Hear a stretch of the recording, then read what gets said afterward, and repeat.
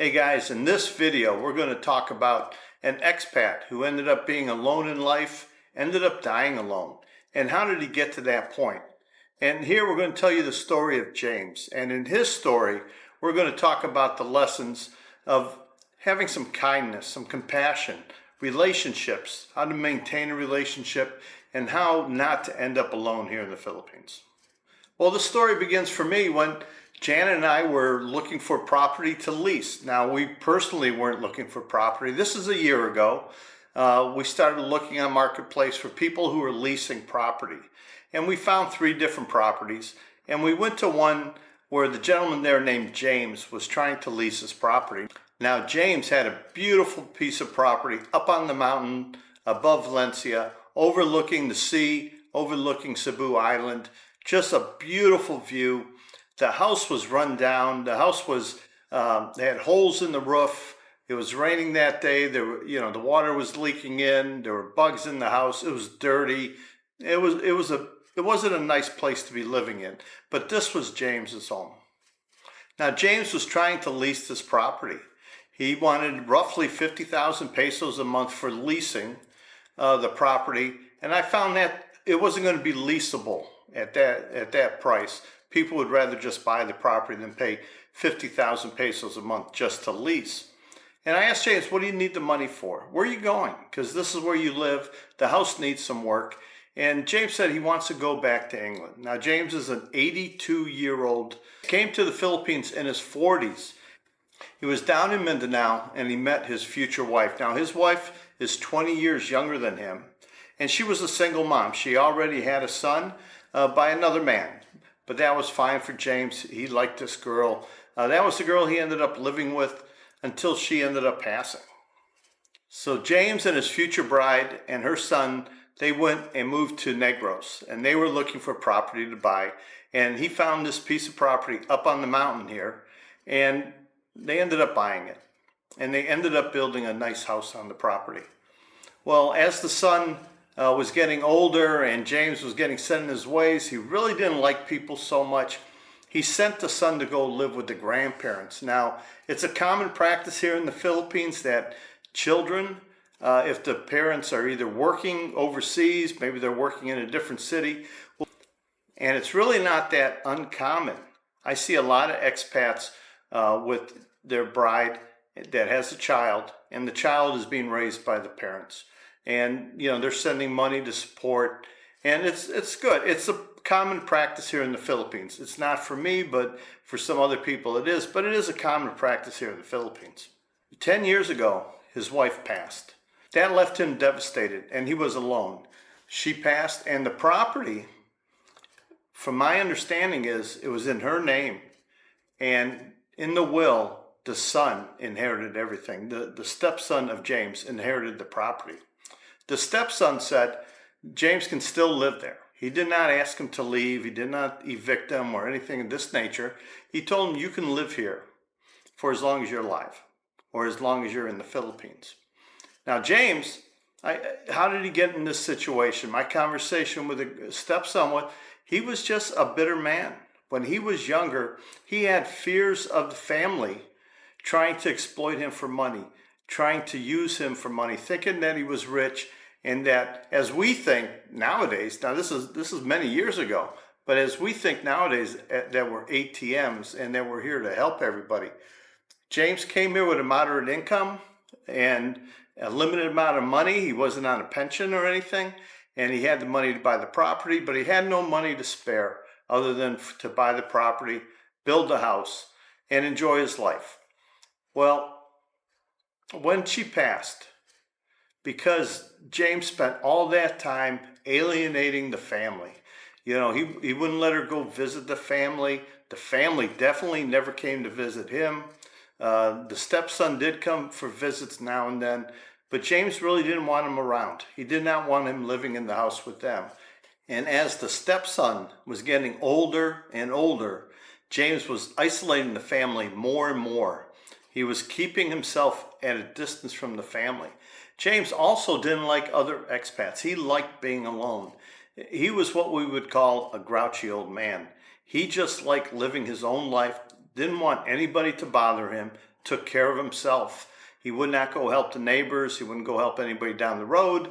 But he did not expect them to come and help him either. You know, he's an independent man. But after the wife died, he was by himself. And now years have gone by. The house has been neglected. You know, when we were there, it was raining. There's water coming through the ceiling. The floor is rotten wood. It's a dangerous place to be in the house. There are dirty dishes everywhere. It was just like I said before, in disarray. There was no family member on her side that wanted to come and help James. James also didn't have any expat friends. He didn't know any expats. Definitely didn't know any other Brits around town. Even though Valencia and TUBEBUDDY is full of Brits, he was never interested in meeting other expats. He was alone. He was a minimalist who lived his own life, which is fine. And he got older and he lost his wife. Now he's there alone. The stepson inherited the property. And the stepson said to James, you can live here as long as you like.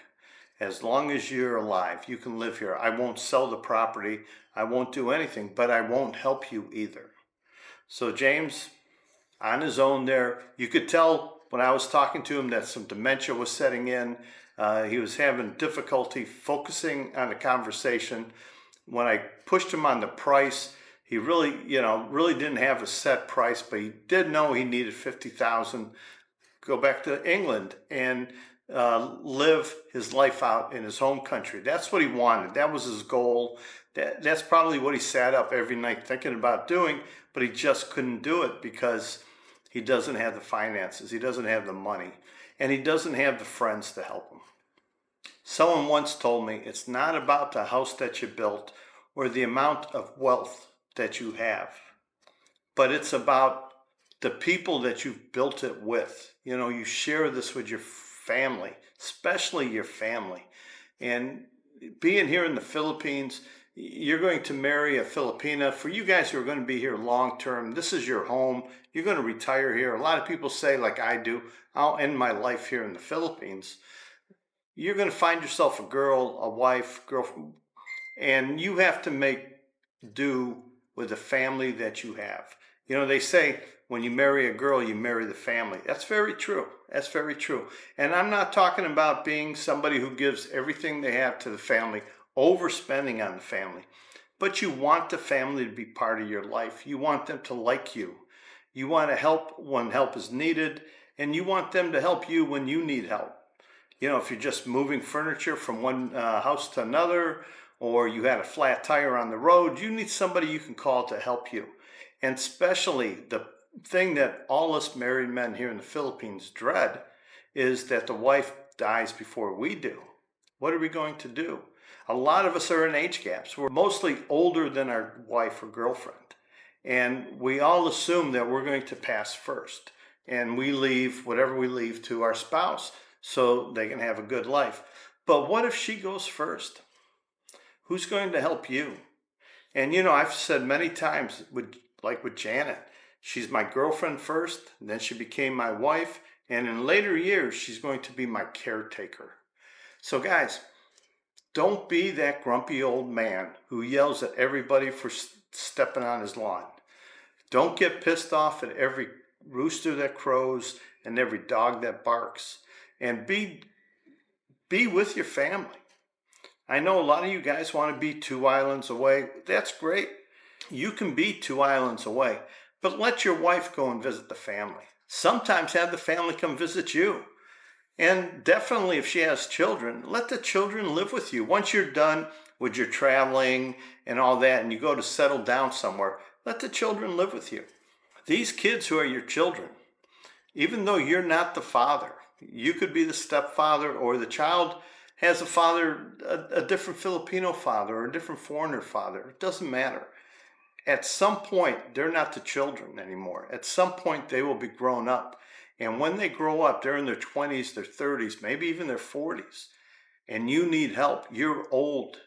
You know, you need help with everything. You need someone here to help you cook. You need someone here to help you clean. You need someone to take you to see the doctor. You need someone to go shop and get medicine for you. The best people you can call on is family. There's nothing more important than family. So don't isolate yourself so much that you don't have any friends. A lot of guys say, hey, I don't want to be friends with expats. I don't want to ever talk to an expat. Well, what are you going to do when you're in bad shape and you're in terrible situation? You need some help. You need help getting to the hospital. You need help, just going somewhere, or you need help moving something in your house.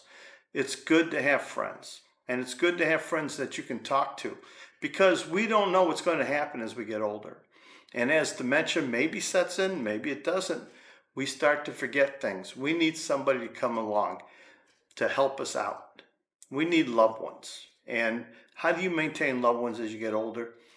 You just care about them when you're younger. You love them when you're younger. You help people when you're able to, and you're strong, and and you can help people. You can do things for people. You have extra income, and they need help, and you just reach out and help them, because there will be a day when we all need help.